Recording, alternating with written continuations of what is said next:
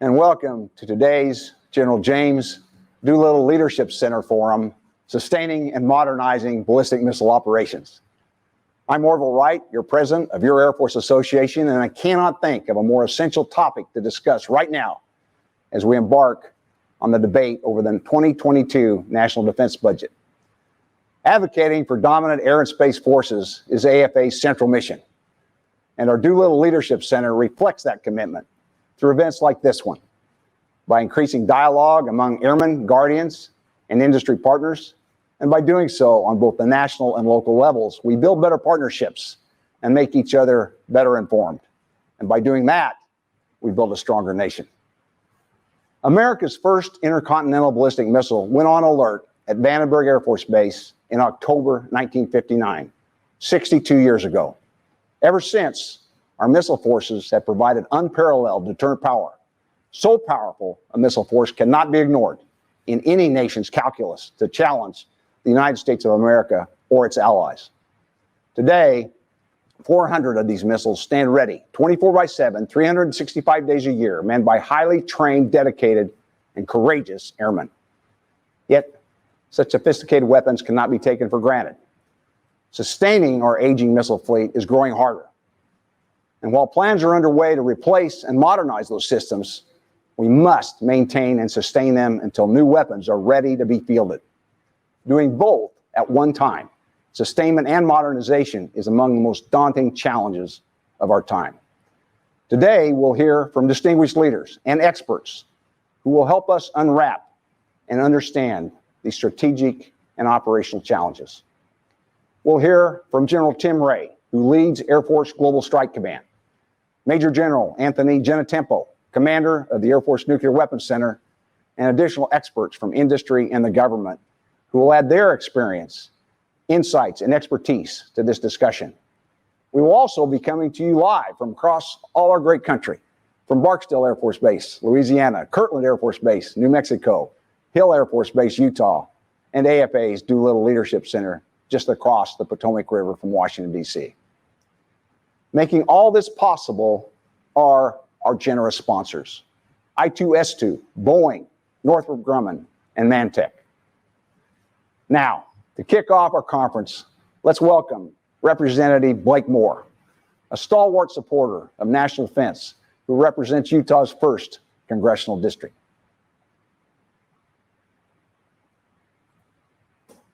I'm Representative Blake Moore from Utah's 1st Congressional District, home to Hill Air Force Base and America's next generation of nuclear deterrence. I also serve on the House Armed Services Committee, where I advocate for the 1st District and our national defense interests. I believe that the ground-based strategic deterrent is an investment towards a safe and secure future. This weapon system is the cornerstone of nuclear modernization efforts, foundational to the protection of both American soil and our allies abroad. GBSD provides a revolutionary cyber resilience, a 3-rocket propulsion system, and a modern defendable command and control system. For over 60 years, the nuclear triad has successfully deterred armed conflict and helped maintain world peace. Each leg of the triad provides its own distinctive and complementary qualities. Collectively, the triad guarantees that no adversarial attack is capable of eliminating the United States' ability to respond with decisive and proportionate force. An equivalent dyad of only bombers and submarines would leave us more vulnerable, and it would be far more expensive. I'm proud of the challenging depot work the men and women of Ogden Air Logistics Complex do to maintain the Minuteman III missile system. This weapon system was first put into the ground in 1973. While it was intended to serve for only 10 years, it has now been operating for 48. During a recent visit to Hill Air Force Base, I learned the blueprints for many components of the Minuteman III no longer even exist. As U.S. Strategic Command Admiral Richards said earlier this year, it's getting past the point of merely losing cost effectiveness to extending the life of Minuteman III. We are quickly getting to the point where we can't do it at all. As we await the release of the President's budget, I am aware of the challenges ahead of the Department of Defense in addressing our military's diverse needs with finite resources. including fighting the global war on terror and addressing vulnerabilities in our supply chains caused by COVID-19. Regardless, it is abundantly clear that nuclear modernization cannot be delayed. With the start of a new administration, I caution against additional redundant studies or reviews for our nuclear capabilities. Our adversaries are performing no such studies and are aggressively modernizing their nuclear arsenals at an alarming pace. The idea that our current missile systems do not need modernization ignores the fact that the land-based leg of the triad continues to be the most responsive and affordable leg of the nuclear triad. In an era of great power competition, we must act decisively and immediately in order to maintain America's competitive edge. When asked to pay for nuclear modernization while visiting troops in Minot, North Dakota in September 2017, then Secretary of Defense Mattis replied, "America can afford survival." Looking at nuclear modernization through that lens, Congress is asked to pay a small price to guarantee a safe and secure future. I am committed to advocating for the GBSD program and the nuclear modernization on the Armed Services Committee, not because this great work is happening in my district, but because our American way of life depends on it. Thank you for your service to the Air Force and to our nation.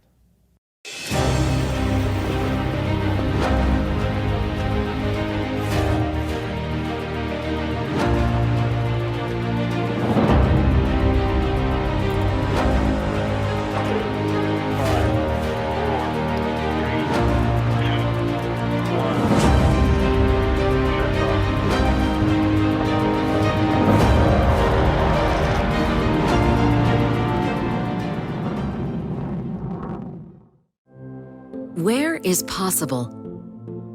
Past the edge of convention, beyond the boundaries of tomorrow, where no idea is too bold and no challenge too great. It's here where we break free from what is to what could be. Because defining the future is impossible until it's not.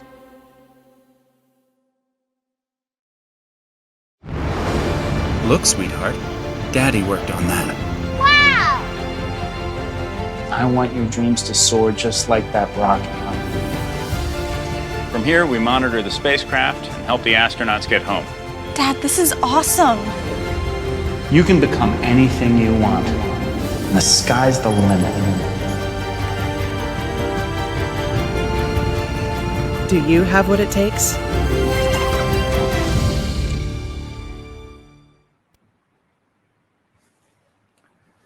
Well, thank you so much to Congressman Moore. It is our honor, in fact, to thank you virtually from AFA's Doolittle Leadership Center. We are also very honored to be joined today here by an incredible airman and a powerful and articulate voice and intellect who has given the past 3 decades of his life to serving his country.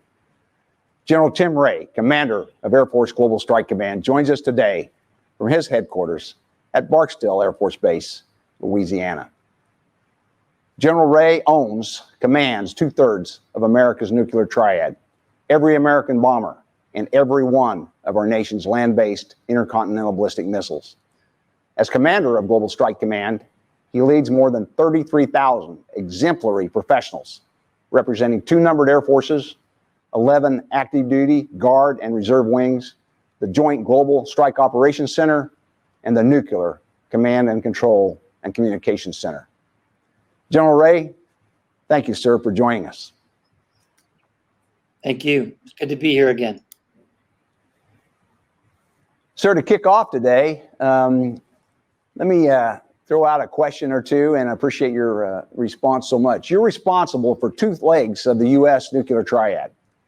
Why do we still need 3 nuclear options? Well, that's a question that keeps coming up, and I think when we think about who we are in the world and we think about the world we're in, you always have to reflect and make sure you've got it right. The process of questioning it, I think, is proper and healthy.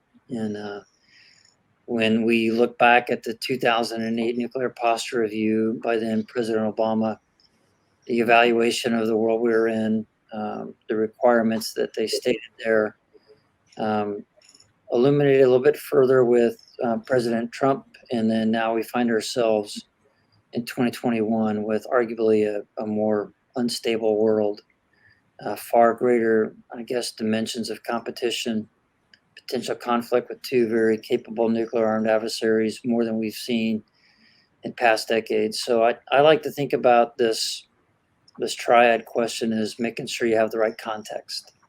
You can narrow your focus down close enough on anything and draw whatever conclusions that you want, but really you have to think about this in the right context. It has to be thought of in the context of a very capable and modernized Russian triad with some extra bells and whistles, as I would call it. You have to look at it very much in the context of a rapidly growing, far more capable Chinese triad, and with a country that has great technical capability and capacity, intellectually, infrastructure, you name it. They've got the resources to continue to go fast, but it absolutely lives in the minds of our partners and allies because of the world order and the way things work. I like to tell the team here that this is the cornerstone of the security structure of the free world. And I think when that's considered, you realize, what we do to help our partners and allies around the world, the role we play as a leader, one we've played since World War II. And, and it's really an important dimension of how we really need to think about the strategic setting across the globe and how we do things. So you could talk about the attributes, the responsiveness, the survivability.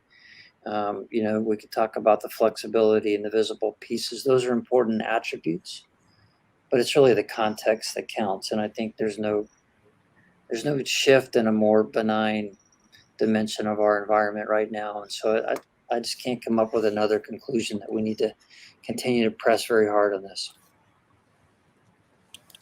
Thanks, sir. And I would just offer thanks to you and your force today. The ongoing discussions led by our own president or commander-in-chief in Europe are very much founded on the strength of Global Strike Command. And we can't thank you and all of the members of Global Strike Command enough, airmen and civilians, officers and NCOs. So the next question, so what is the state, as you would describe it, of the current ICBM force in terms of both the missiles themselves and the infrastructure that supports them? I'm going to turn it just a little on you. I'll add one dimension of this, and we can talk more about it, but the people part of this is very much a people business, and man, am I proud of these people. They have done phenomenal work. They have absolutely shined during COVID. They made it look easy, and what they do for the command and control side of things, the security side of things, the ops, the maintenance, be it ICBMs or the bomber team.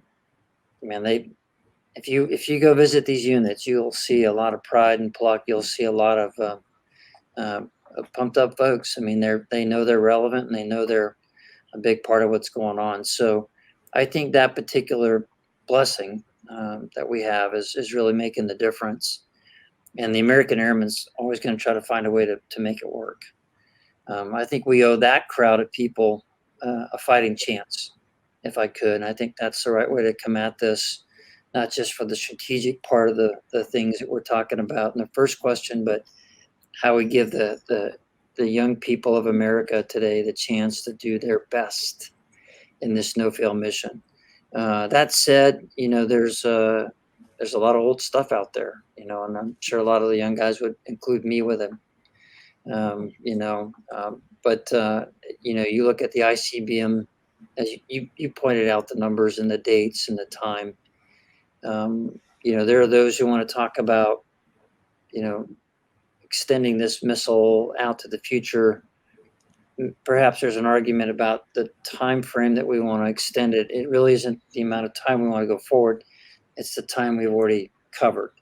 So far from the baseline, so far from industry, so far from all those things.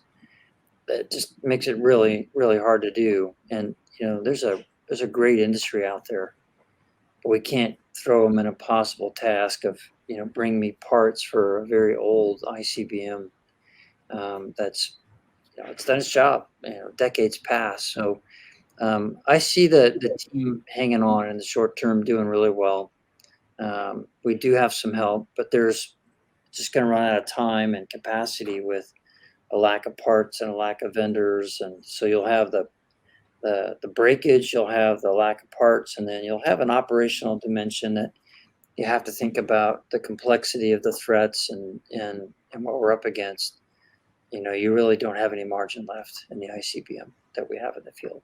So, in the B-52, it's old, but it's got a lot of game left in it, but we're going to have to invest there. And what we're doing with the other two bombers has been tremendous. It's been a little bit of a tough go for my poor B-1 teammates, but let me just right here now sing out the praises of Material Command and the Life Center, the Life Cycle Maintenance Center, the LCMC team out there, and the program office are just Herculean what they're doing. I'm really proud of them and the relationship we have. We will hang on and do what we need to do. And what helps is the promise of what's coming and really how well that's being done. We've got the best programs, we have the best program managers, and so I'm pretty happy to see the team carry through in the short term.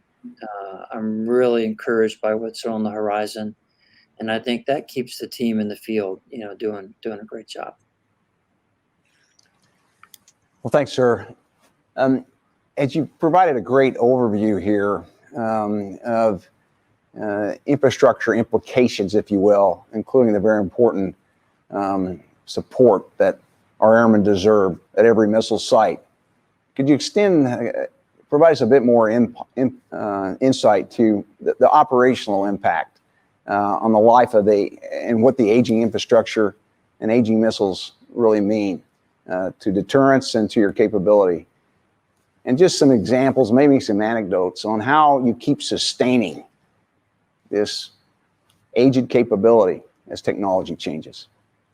Yeah, great question about the infrastructure side of things. Obviously you can look at the silo for the ICBM, and you can look at the alert facility, and there are those kind of immediate challenges, how things time out, and how they break or how they're fixable and how resilient they are, right? So weather's been a challenge. It's been an interesting couple of years here, but as you deal with the kind of the decay, as we do what we call a depot review and update of each of these locations, we just don't have the parts to do all of it. We do most of it, and we breathe some life back into it. But that's one part of it. The command and control is another part of it that needs continuous modernization and to really bridge ourselves to the future. But I think for us as a nation to step back and understand it's the test infrastructure, it's the depots, it's the human capital inside of those facilities, it's the technology that's being applied, and how well we do that, because all those things add up, and if any of them are really not capable, we're gonna have a hard time. The logistical and sustainment capacity to find and build parts and put them in play, and certainly all that plays for the aircraft side of things too. What's your test throughput? I think on the ICBM side of things, we're pretty comfortable that it's a fairly solid test capability. A few things we need to bring in with GBSD that'll make life easier, but when I just step back and look at all those things, they all need a lot of time and attention, and new technology can help us do that. Thanks, sir. As you also noted, the nation for some years, for many reasons, had put off decisions on modernization, really for decades. At what point would you offer do we reach a critical inflection point where we no longer have any really viable options to keep the triad ready? There's two layers of that, right? So you could talk procedurally about the timing, and I would tell you 2015, 2016, we went to to a fork in the road, and we took the modernization, not a sustainment side.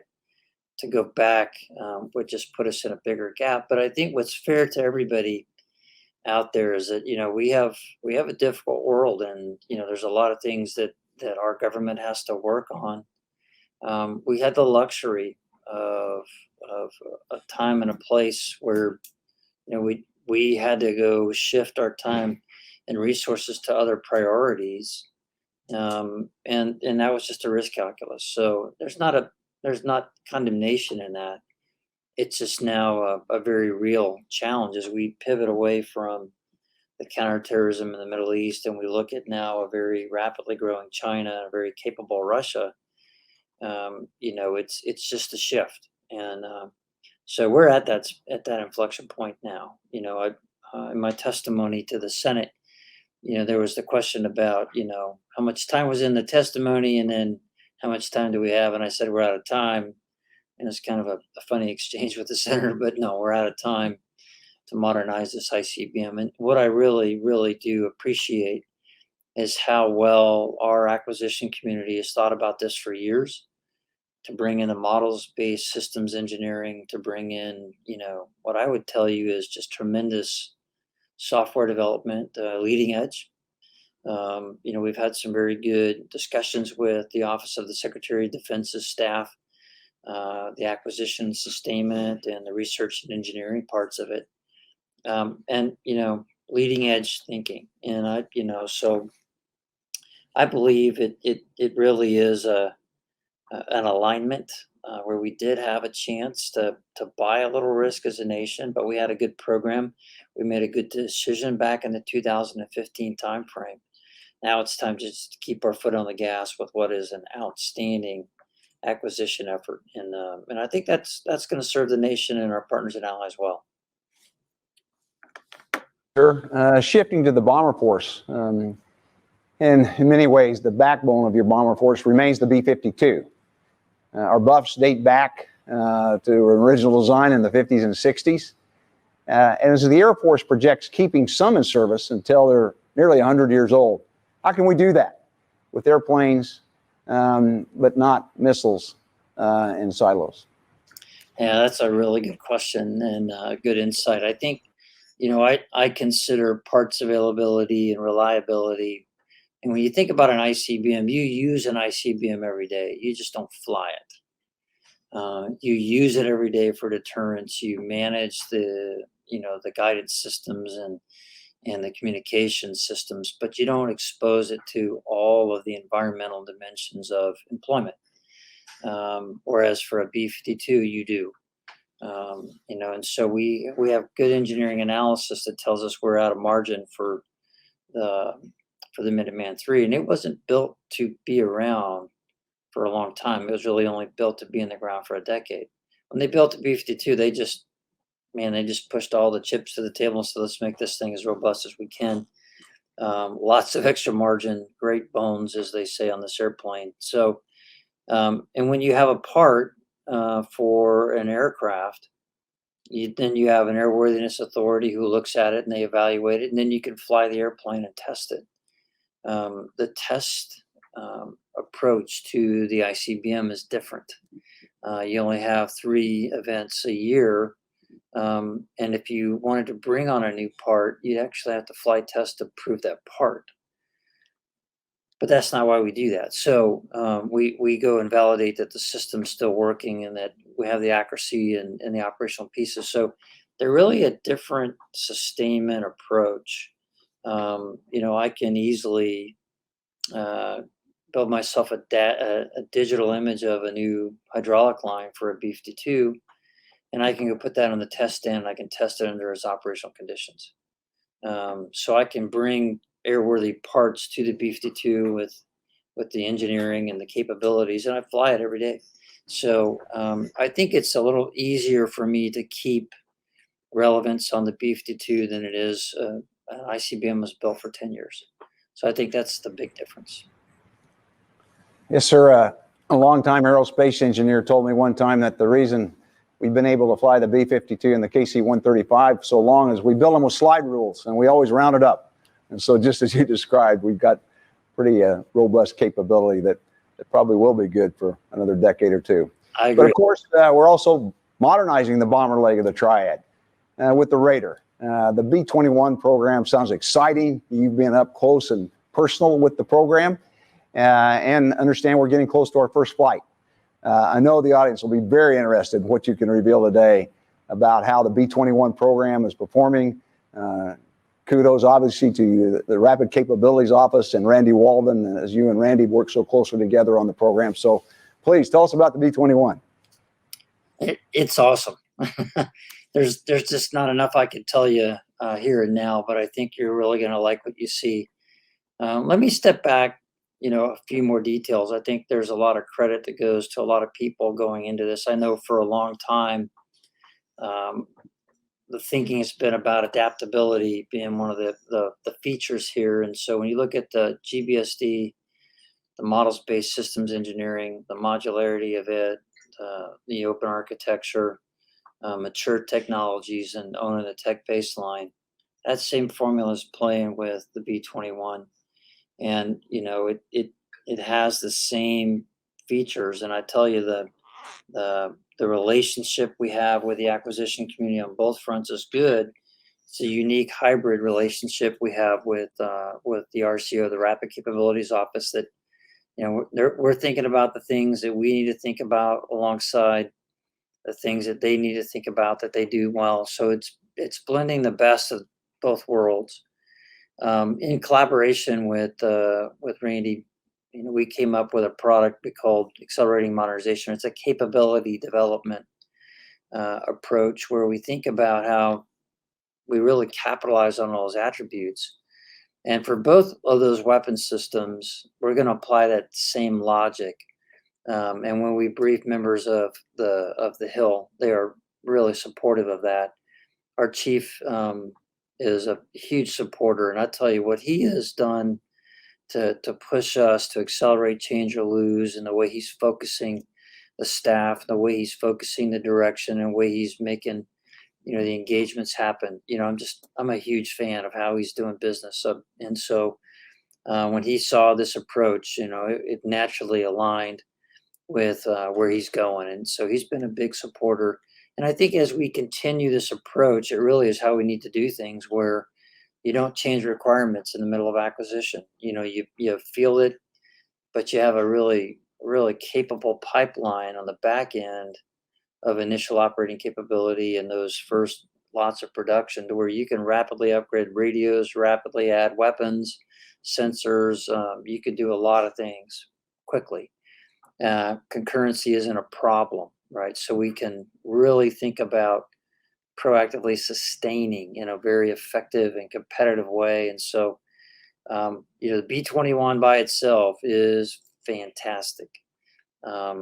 Its features, its capabilities, but the real secret sauce, I think, for all of us is that we'll field it and we'll keep it relevant and very capable for a long time.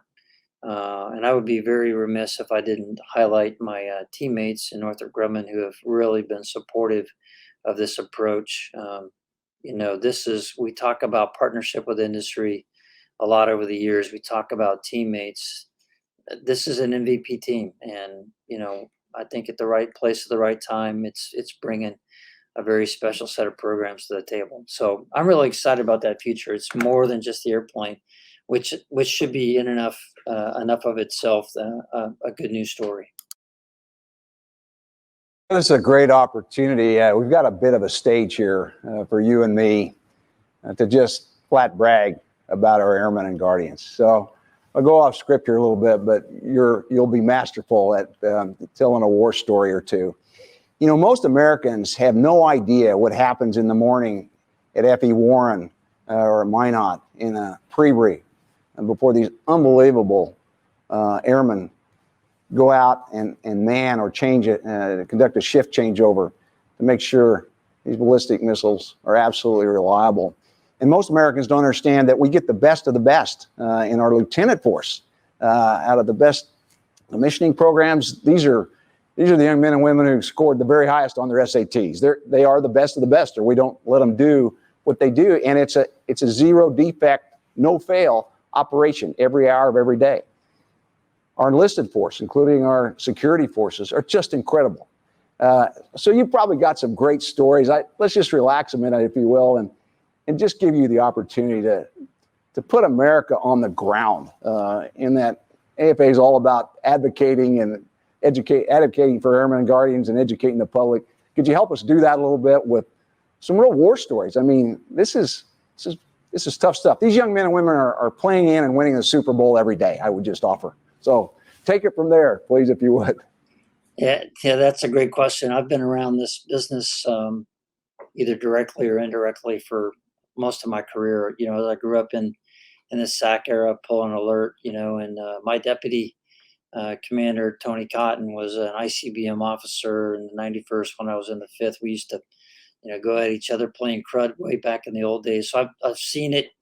Let me just tell you right now, this is the best morale I've seen in the ICBM force in a long time. I can't recall better morale. And so I've been to all the bases, you know, and you always wonder if you're the 4-star, if you're getting taken to the special place. Well, they keep taking me to a lot of special places. It just keeps happening again and again. Through COVID, you know, we broke the mold on a lot of things. You know, how we chase, you know, our alert schedule. You know, we're now fighting as a squadron, right? So, but there's been an ownership dimension pushed to 20th Air Force, the 3 wing commanders and those squadron commanders, to go craft the way we do this best. And we've been able to really widen the aperture. You know, when those young people understand, you know, that they are the cornerstone of the security structure of the free world, they have a free hand in it. You know, they're just running with it. You know, so COVID, they made COVID look easy. And you know, those poor kids got tested a lot. You know, but man, we never faltered, and they know it, right? So they're really proud of the fact that they never faltered. You know, and so putting, you know, some of the cultural realities that's part of their recent history, you know, back, you know, within the last 10 years, but it's a different team on the field, a very different, very powerful, very upbeat, very focused team. You know, we have more weapons officers in the business now. We have a lot of great minds in the test side of things, which has always been a strength of the ICBM force. You know, the defenders are getting better gear, better connectivity, better vehicles. And so the entire game has just been lifted. If you've ever been out there to go see the tactical response force, you know, the people who are charged with, you know, assaulting a place to go recapture a weapon, they're full up carnivores. I mean, they're just really upbeat, focused, fit, just lethal young people. And I'm really proud to watch that happen. You walk into the missile alert facilities, and these facility managers, I mean, every single one of them is their own little creation, with their own touch, and it's fun. It's fun to go out there and see them. But now we can pull alert 7 days at a pop, and everybody's there together, and there's better camaraderie. So that's been fun to see here over the past, you know, year and a half, particularly with COVID. I mean, but one of my favorite things as the commander of Global Strike is to go watch a missile maintenance team swap out a guidance package or a warhead. I mean, you know, you're inside this payload transporter, and you're watching this choreography that's just precise. It has to be exactly, and man, they are just crisp back and forth. It's like watching an Indy pit crew, and you realize, man, that's a nuclear weapon.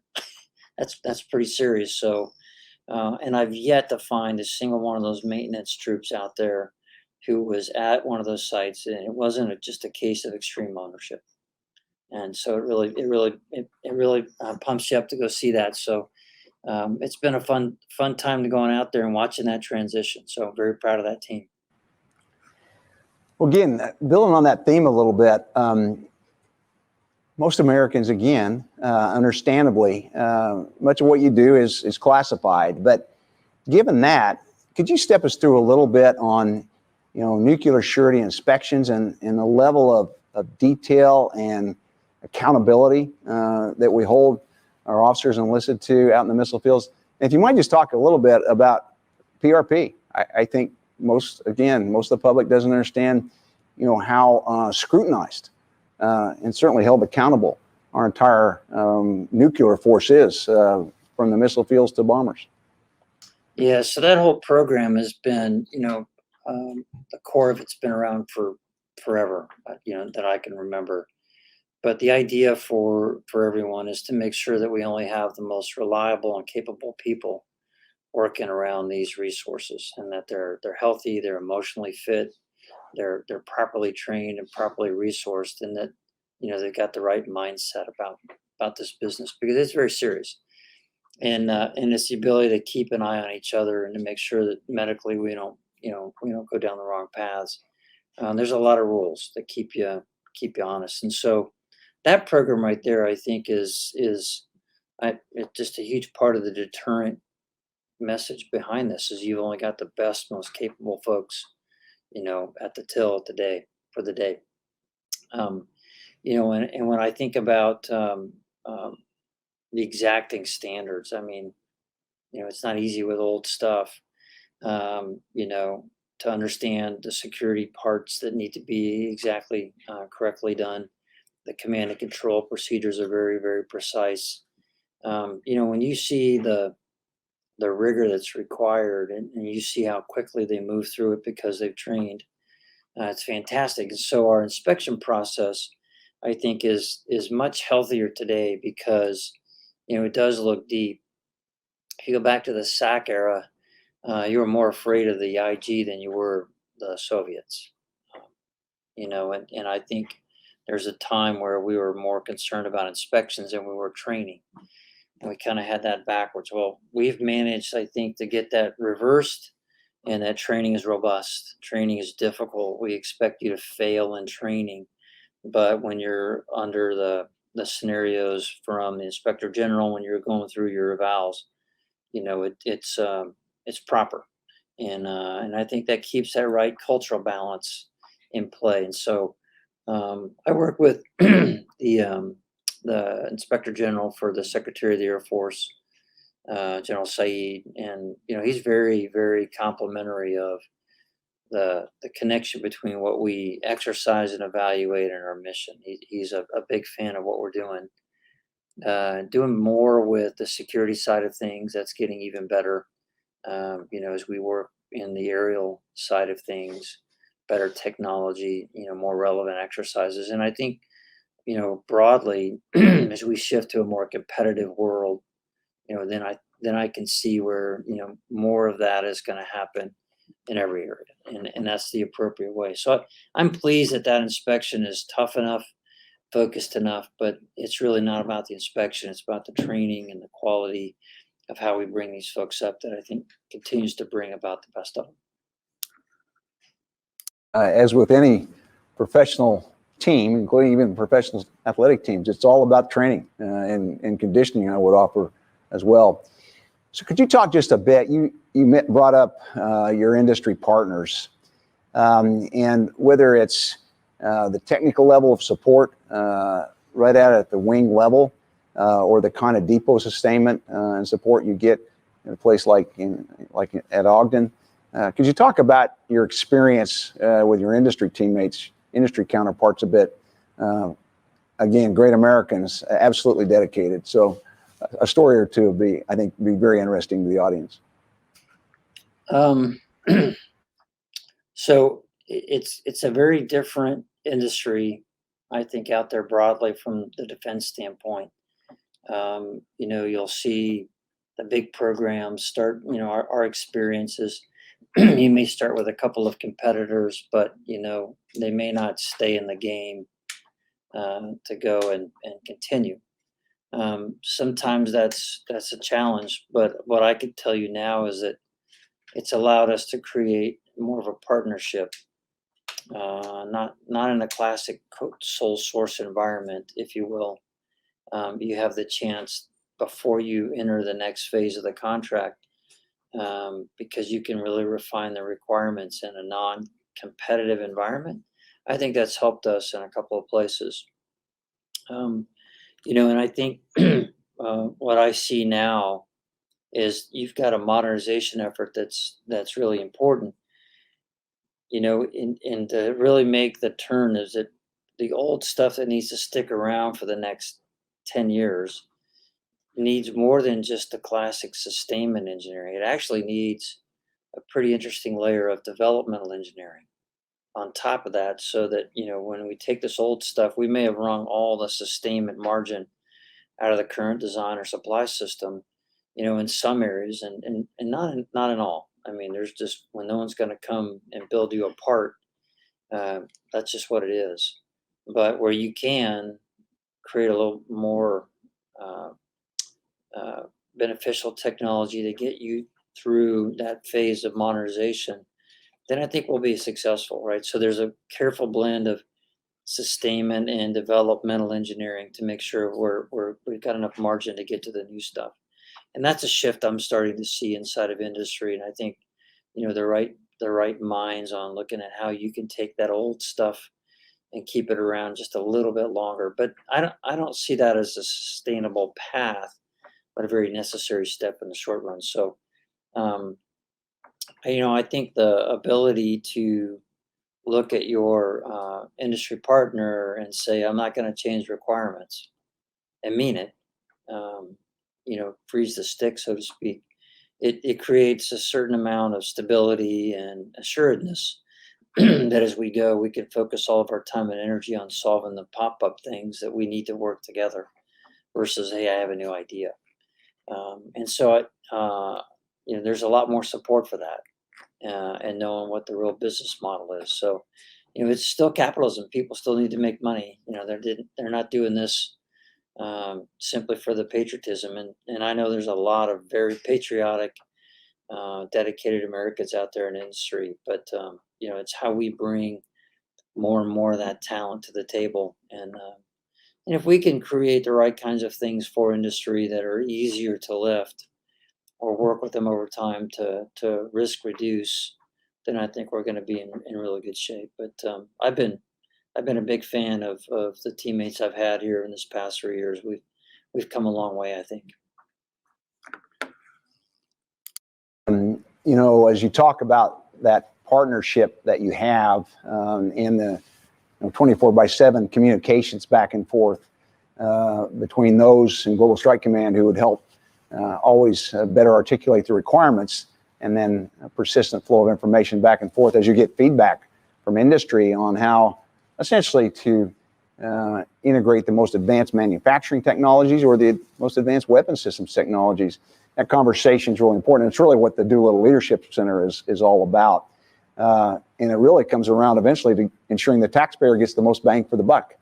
You've been very visionary too along the way, as have those who have, many of your predecessors, going back to even General LeMay and the history of Strategic Air Command. Are you already thinking about training and how training, improvements in training, the paradigm shift in some ways of training around new systems might shift? So GBSD and a different way of training. Yeah, so the big theme I would play here is that when you're living in a digital structure, so if you have models-based systems engineering and you're digital, you would like to know that you had a place where your data was authoritative. A lot of people look at the simulator, and you can have that for maintenance, you can have it for ops, you can have it for ICBMs, command and control platforms, you can have it for the bombers. That simulator needs to be working on authoritative data to where it's as accurate and sometimes more accurate than the actual physical thing. How can that be, right? So it's how you move forward. And I think that if you do it correctly, you can train your people faster. You can break up the tasks where there's enough virtual and hands-on. You can design things, I believe, that let you get away from a collection of PhD level specialists, right? And to be a little more generalist in nature, not throwing it all out, but we know right now that for the B-21, we're going to collapse the number of maintenance, Air Force specialty codes, the AFSCs. We're going to start with what we had, and we're going to reduce that because there'll be different requirements on how we sustain that aircraft. We have been, working for the here and the now. I'm really, really proud of the innovative approach we've taken as Strikers. We've got an engine test stand run simulator that we built on our own dime out at Dias. And we took somebody who'd never done it before, and we trained them to standards in a couple of days versus the 6 or 7 weeks. And, somebody who never worked on engines could sit there and run this engine on the test stand flawlessly and do the troubleshooting because of the way we're training. So we're going to capitalize on some of that now. We have a virtual reality trainer for the systems folks now for the E4. We built that on our own dime. We've got a few other things that we're working on, but how we train people in the future is going to have that right careful blend of virtual, of simulator, right? So it's either a VR type of thing or it's a simulator, and then the actual aircraft or the actual ICBM itself. We're tapping into academia to help us do that. I've got a human factors engineering degree from the academy, which means that many years ago, I know enough to be dangerous, but I do know that you have to have the right behavioral science folks involved in the conversation, or you'll just recreate what you've had. So very clearly heading in that direction. And I think you got to build it from the very beginning. And that's what we're trying to do. Yes, sir. Could we talk just for a few minutes about leadership development? So for your missile launch officers, for example, the best of the best at somewhere between the 7-10 year point get selected to go to weapons school, the Air Force Weapons School. That gives them then at the right point in their career the opportunity to interact with their bomber counterparts, fighter, airlift, intel, etc. And then there's a career path, I think, that then evolves inside Global Strike Command or outside Global Strike Command for your missile launch officers. Could you talk a bit about that for hopefully those missile launch officers that are listening to us this morning? All of them very, very motivated, the best of the best, including those who will get selected for weapons school. So talk a bit about that, if you wouldn't mind. Yeah, I think there's a lot of things that when you grow up in the ICBM world, you get really good at. I think you get really good at command and control.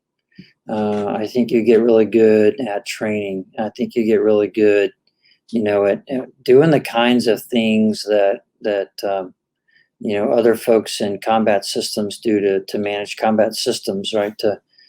So there's I think a lot of utility to go play in other areas. Space will be an interesting animal in how it's going to grow. It doesn't intend to get real big. Perhaps there's a small chance to cross flow into that world. I don't think we're ready to have into the Space Force and back to the Air Force quite yet, because what General Raymond's doing is building something pretty special and trying to do it in a very intelligent way. But I think when we start talking about command and control in this business, when we start talking about, I think there's a cyber dimension that we're going to need to make sure is a very key part of how we manage the GBSD, to make sure all that's happening in the right way. So, and then there's always maintenance, right? So, we've upped the number of 13Ns or the ICBM officers coming in to sustain us to where we need to go. It'll be a different career field because, I won't go into the numbers here, but we'll have a fewer number of alert facilities, and there's going to be a different C2 structure. But what I really think is important, not just for the ICBM side of the house, I certainly think the weapons school has been a huge help for prepping, thinking, integrating, the different MAFs together to fight in a more integrated fashion. But I think, the test side of the ICBM business has been very, very good, both ops and maintenance. I have a higher premium now on test talent.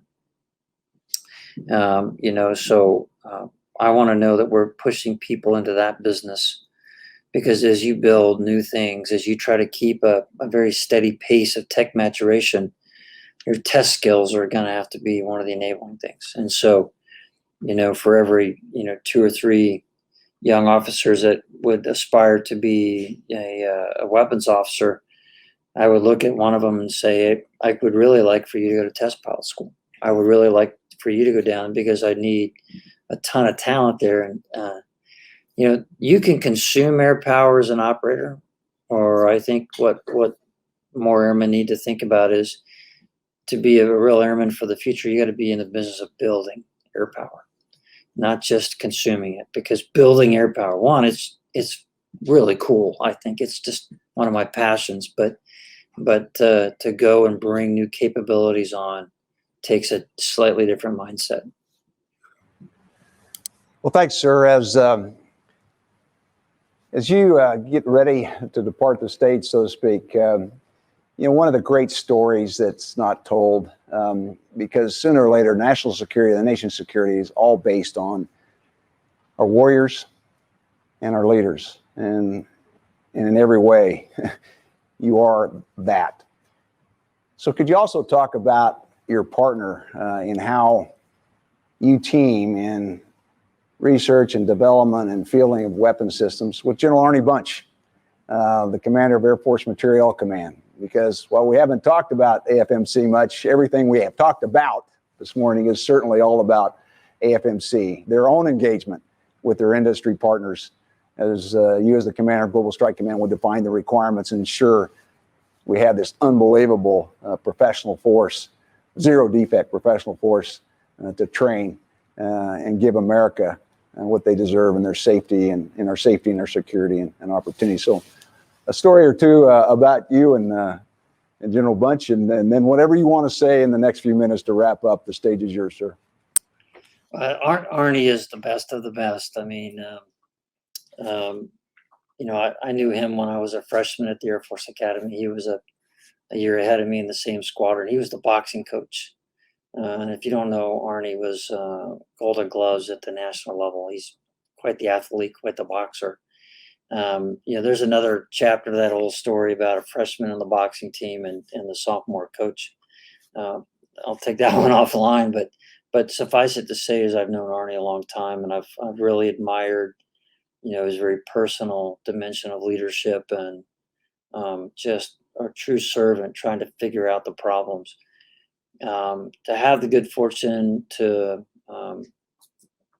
go be in acquisitions or in AQP, the fighter bomber weapons acquisition side of the Secretary's staff. I know enough to be dangerous. I mean, I know enough to make them cringe and enough of the operators to think I actually know what I'm talking about. But Arnie's always been that sounding board, that advisor, someone I just pick up the phone and go, okay, what do you think about this? Tell me what this problem really looks like. How do I think about this a little bit more effectively? And, for everybody out there, that happens at the 4-star level, where you ask for advice and to help me put in perspective what I'm really looking at. And I couldn't have asked for a better teammate. He is instantly there to help us. What he's helped me with the TF-33 on the B-52, to help us with the B-1, to be a teammate in base housing and the way that works.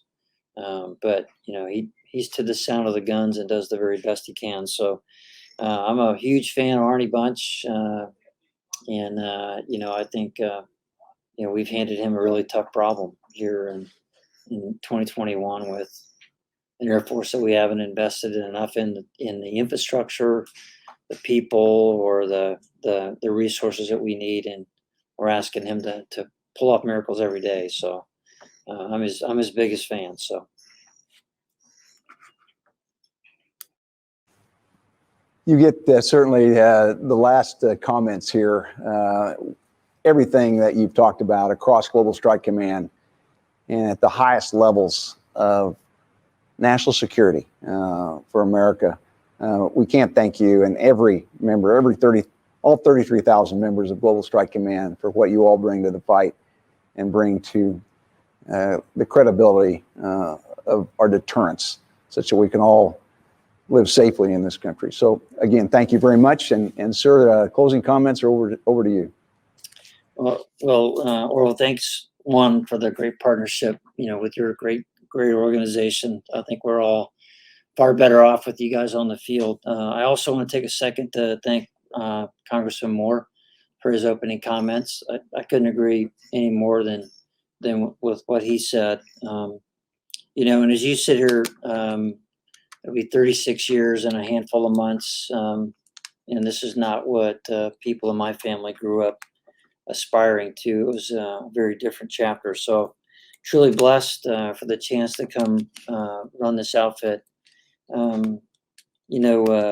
I think Mark Twain said there's two important days: the day you're born and the day you're figured out why. And I think it was to run this crowd. So super proud of him. Thanks. Thanks, sir.